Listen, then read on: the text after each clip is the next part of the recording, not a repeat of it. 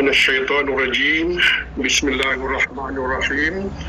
الحمد لله رب العالمين الرحمن الرحيم مالك يوم الدين إياك نعبد وإياك نستعين اهدنا الصراط المستقيم صراط الذين أنعمت عليهم غير المغضوب عليهم ولا الضالين آمين.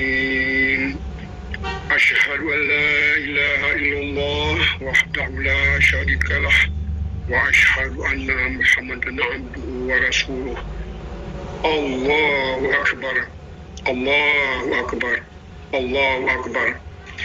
Dengan mengucap Bismillahirrahmanirrahim, billah Allah bahawa ulun bersumpah untuk berjabut lagi kan beri amanah oleh negara Aceh Darussalam ke ulun tuan supaya mensiput sidik beradil jujur amanah jid terpercaya fatwana arif bijaksana dan cerdas, dan ulun beri harta ulun nyawa ulun ke perjuangan sucinyo serta tanggungjawab ke bangsa Aceh wate mat kuasa.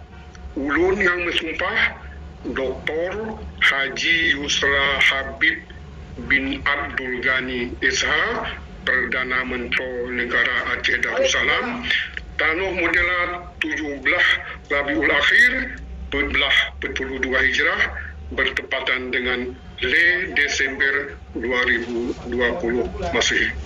Wabillahi taufiq wal hidayah. Assalamualaikum warahmatullahi wabarakatuh. Amin.